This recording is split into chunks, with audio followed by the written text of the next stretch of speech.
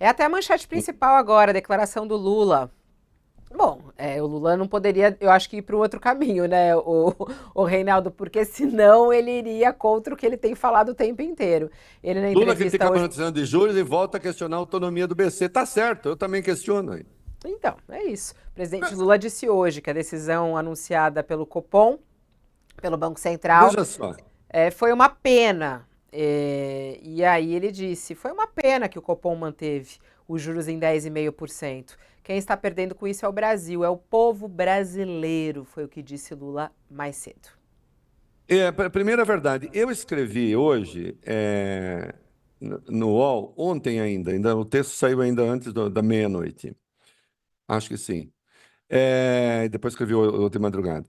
O, as pessoas se esquecem que houve 9 eleições diretas no Brasil, depois da redemocratização, e o Lula venceu 5. Que ele venceu 3 e ganhou 2 com a Dilma, que foi ele. Então, de 9, ele venceu 5. Vai ver que é porque ele é burro, vai ver que é porque ele não entende política, vai ver que é porque ele então, enfim, né? Um monte de gente que não sabe nem como organizar a própria vida acha que o cara que venceu 5 eleições em 9 é um idiota. Não, idiota ele não. Ah, você bateu muito no PT, mas no Lula, mas burro nunca chamei. Tinha discordâncias. Não vou ficar agora voltando ao tempo da discordância, mas burro nunca. Ao contrário, né? Acho que em determinados momentos até superestimei. E aqui não estou dizendo que ele não seja um genial politicamente, para entender o cenário. Vamos lá. Você acha mesmo, Fabiola, que quando ele deu aquele pau no Roberto Campos Neto, um dia antes do Copom decidir a taxa de juros, ele esperava qualquer coisa diferente da unanimidade pela manutenção da taxa? O que o Lula fez de saída foi precificar aquilo, politicamente, aquilo que o BC ia fazer. Não tinha outro caminho, não é?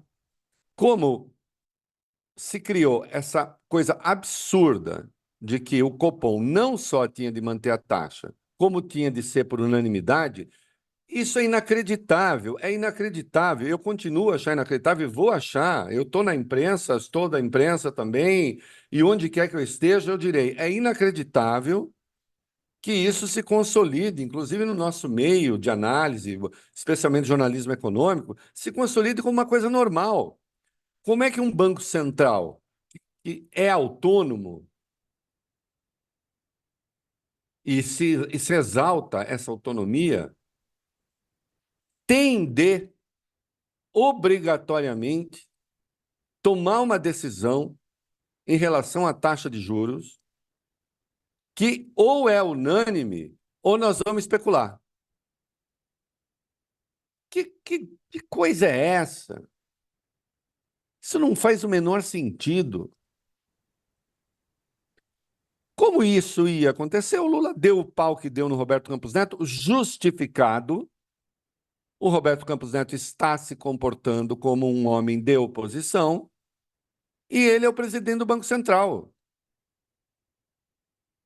E é claro que quando o Lula batesse nele, o Banco Central ia se solidarizar também. Será que os 9 realmente acreditam que nós temos uma taxa de inflação que pede uma taxa de 10,5% de juro? Não é possível. Não é possível que não haja uma divergência ali. Né? Porque há divergências entre economistas, outros vários.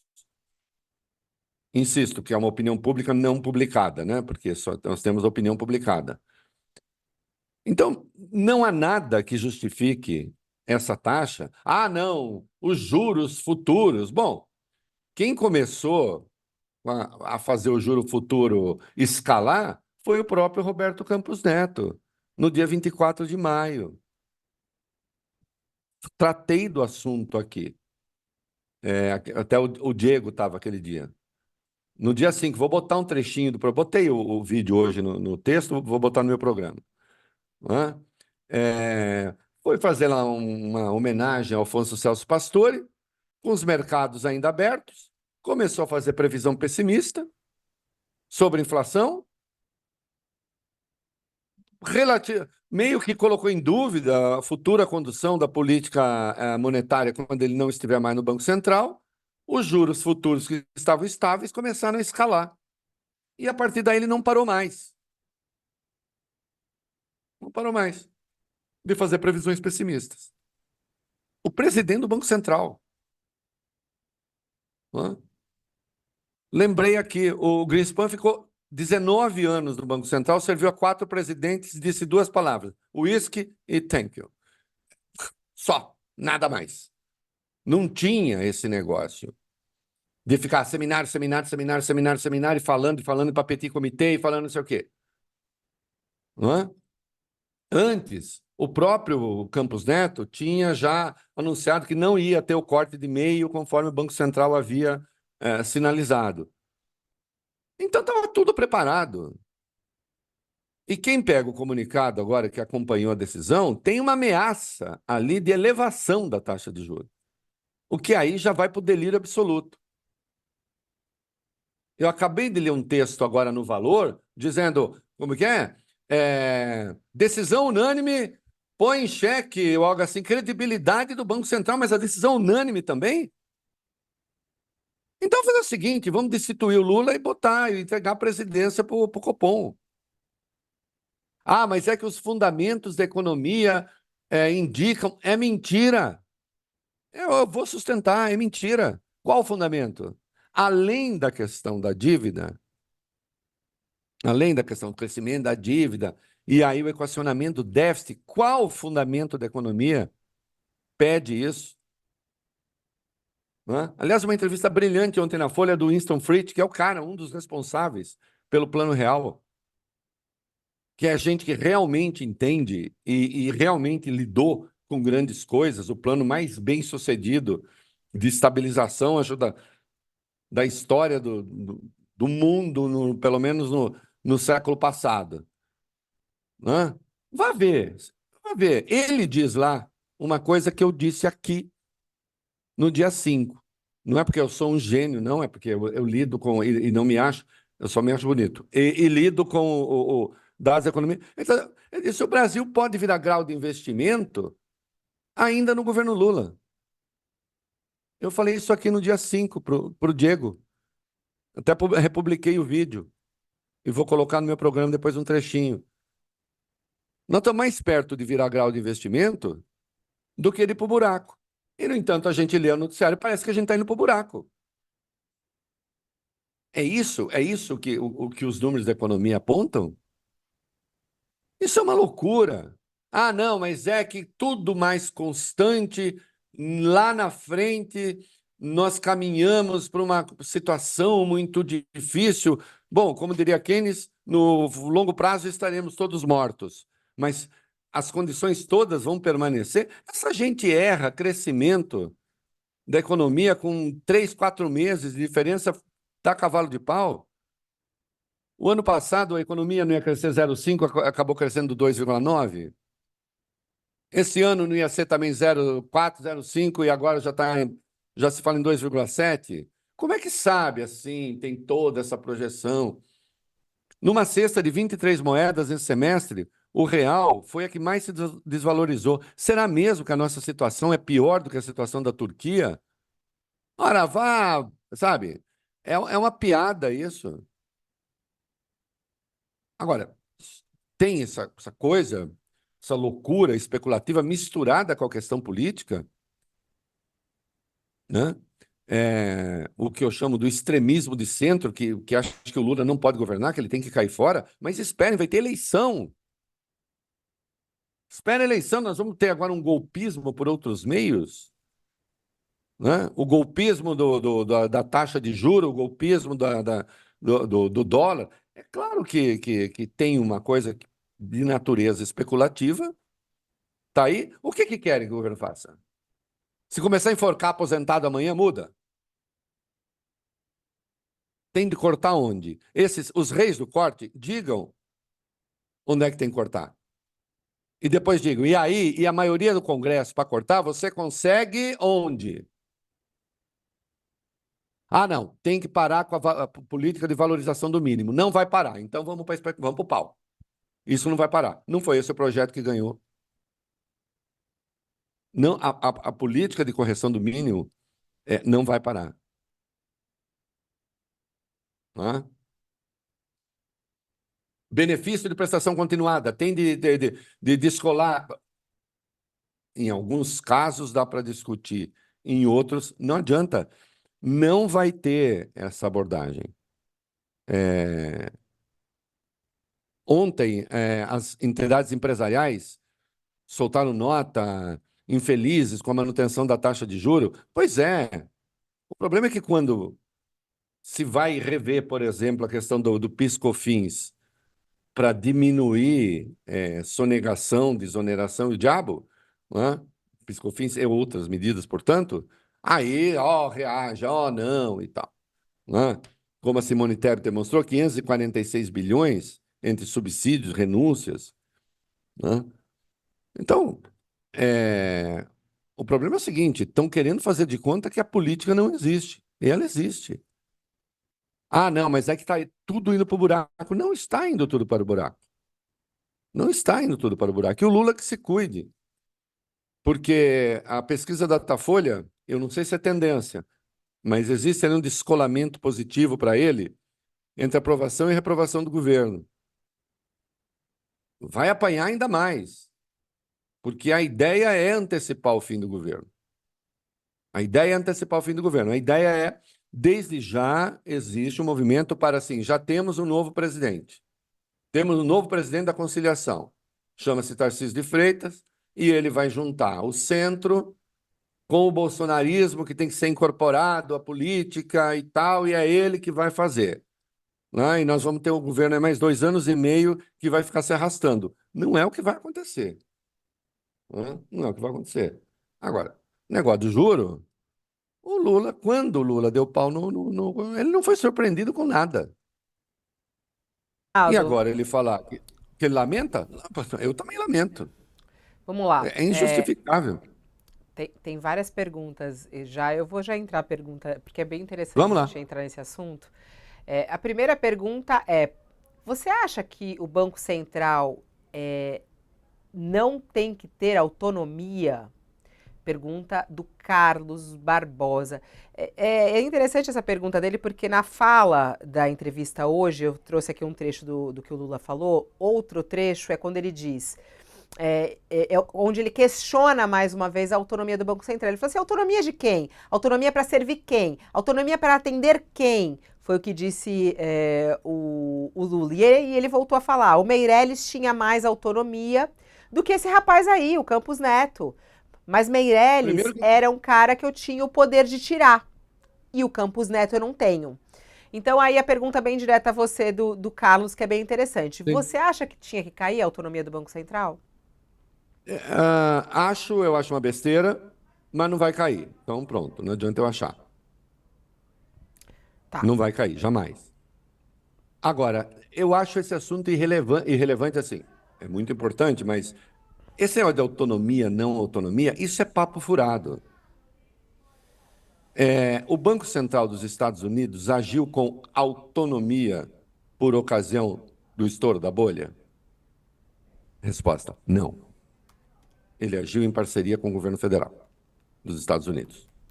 Fez um monte de coisa que a autonomia, que a questão puramente técnica não recomendaria. Agora, na Covid, o Banco Central atuou como uma agência do governo federal ou não? Atuou como uma agência do governo federal. Eu acho que fez bem nos dois casos? Acho. Que se fosse só questão técnica, o Banco Central ia ficar na dele. Meu negócio é cuidar da moeda. Virem-se vocês. E ia botar fogo nos Estados Unidos. Então, esse negócio de autonomia. O Banco Central Europeu. O Banco Central Europeu, cuja decisão interfere, portanto, nos países, hoje, tem as regulações locais da moeda, mas você tem a orientação geral do BCE.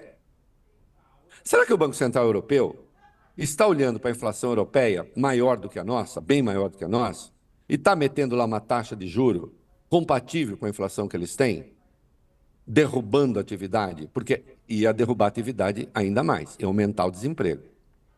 Será que o BCE tem essa autonomia que não olha, por exemplo, para o nível de atividade, não olha para o emprego, como faz o nosso Banco Central glorioso aqui? Que esqueceu que a lei complementar que garante a autonomia diz é a moeda, é o emprego, é o nível de atividade. Emprego e nível de atividade eles ignoram. Aliás, no comunicado eles estão dizendo que eles acham que o Brasil ainda está muito aquecido, eles querem derrubar um pouco mais. Né? Brasil muito aquecido, com uma inflação na casa de 3%, que não chega a 4%, que está dentro da meta, porque tem a banda, não é? E nós tivemos, em 25 anos, só 3 anos com inflação na casa dos 3%.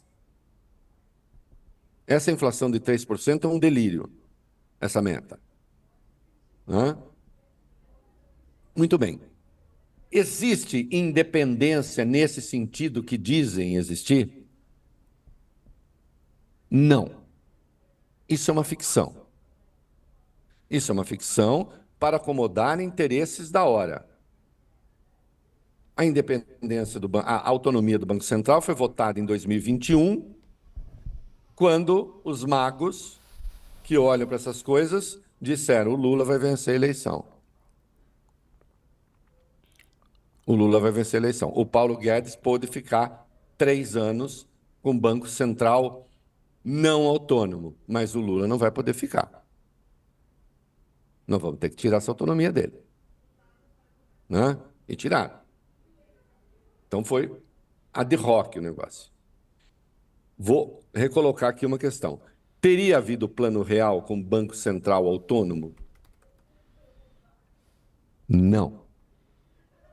Não teria. O Banco Central teve que funcionar como um apêndice, um instrumento da turma que estava fazendo o ajuste do real. E não como a simples autoridade monetária que olha para a moeda, passando a mão no queixo. Então, esse negócio de autonomia, isso não existe. Isso não existe. Quando se fala da autonomia agora, qualquer aproximação honesta do tema tem que dizer o seguinte: autonomia em relação a quem? Autonomia em relação a quem? A quê? Qual o propósito? Simplesmente zelar pela moeda. Ah, uma ova. Uma ova. Qual é a massa de recursos com a qual o Banco Central lida quando decide taxa de juro? Você que nos acompanha aqui tem que saber, cada ponto percentual de juro acrescenta em um ano, ou retira em um ano, 44 bilhões do orçamento, do bolo total. 44 bilhões é o que custa cada ponto percentual da taxa. Então, agora, quando não se corta juro nem em 0,25, você deixa de, digamos, economizar 11 bilhões que vão para a remuneração dos títulos. Então, não tem essa de autonomia. Fosse autonomia para valer, sabe o que seria o Banco Central? O Banco Central teríamos diretores de carreira, funcionários da autarquia, agora querem transformar, inclusive tem a independência financeira do Banco Central, só funcionários de carreira, que vão ficar lá, saem de lá e voltam para a autarquia, voltam para ser funcionário público. E não saem de lá para criar banco, que foi uma das especulações do Roberto Campos Neto no jantar lá com o Tarcísio. Não sei se ele monta um banco, não sei se não sei o quê. Né? Então, é isso, essa autonomia. Está lá, são funcionários, são como as vestais de Apolo. Não sei se você sabe que o templo de Apolo tinha as vestais, que eram as sacerdotisas de Apolo, eram moças virgens escolhidas desde a infância, virgens tinham de continuar e ficavam lá no templo e, excepcionalmente, tinham poderes formidáveis que se sobrepunham ao Senado, a tudo, né? As vestais podiam inocentar pessoas condenadas, né? Mas eram pessoas puras. Acabou, né? Se, como sacerdotisas de Apolo, inclusive, fizessem sexo, eram mortas. Tal a pureza que elas tinham de conservar, né? Aí haveria independência. Mas eu não sou a favor disso. Os burocratas podem destruir o mundo. O equilíbrio é político. O equilíbrio é político. O Banco Central é político. Ou o Roberto Campos Neto não é político. Ou a equação que garantiu a independência com a continuidade dele, independência na autonomia, com a continuidade dele, não foi uma equação de natureza política. Eu não acredito, não existe autonomia. É uma equação política. Quando se. Essa coisa assim, oh meu Deus, o que será quando o Roberto Campos Neto sair? Por um acaso essa é uma pergunta que se faz, sei lá, nos sindicatos? Não, né? Quando se fala, oh meu Deus, o que será quando o Roberto Campos sair? Essa é uma pergunta que se faz, por exemplo, na CNI, da Confederação Nacional da Indústria, na ABIMAC, não. Na Confederação do Comércio, não. Essa é uma pergunta que se faz na chamada economia produtiva. É a economia produtiva que está com a mão na cabeça, meu Deus, se Roberto Campos sai, oh. Não. Quem está com essa preocupação é o mercado financeiro. Não estou demonizando. Apenas que o mercado financeiro deveria se conformar em ser mercado financeiro, mas ele quer ser poder político também. Porque foi. Porque foi com o Paulo Guedes. Entende? Com o Paulo Guedes foi. Não tinha presidente. Tinha o Paulo Guedes lá, negociando as coisas com eles. E aí vem a falsa questão. Ah, mas o Roberto Campos Neto subiu, elevou os juros em pleno ano eleitoral. Elevou os juros em pleno ano eleitoral porque na pandemia os juros, nós ficamos com um juro negativo muito além do que era aceitável. E havia tamanho para a economia para ter aquilo. Errou na queda e depois errou na porrada. E quebrou um monte de gente. Ah, o grande banqueiro, o maravilhoso banqueiro central, ganhou prêmio 3 vezes, dane-se. Não tem Banco Central independente. Agora, se você perguntar, você vai passar a defender o fim da independência do Banco Central? Eu não. Dou murro em ponta de faca, nesse caso. Já estou dando murro em ponta de faca falando isso. Agora, defender o fim não vai acontecer. Não vai acontecer.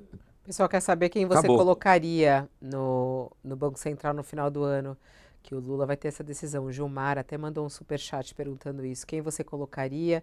E aí tem um outro perguntando se você acha que o Quem eu belíssimo colocaria jamais funcionaria. seria colocado e ele também não aceitaria, mas Quem eu é? colocaria o André Lara Rezende lá. O Lara Rezende. Até porque é o primeiro que se atrevesse a falar de política monetária para ele, porque ele é uma das maiores autoridades brasileiras em inflação, né? E estabilização. Mas aí sim, aí, uau, né? Tem um monte de banqueiro que fica com medo perto dele porque não consegue nem falar, né? Tartamudeia.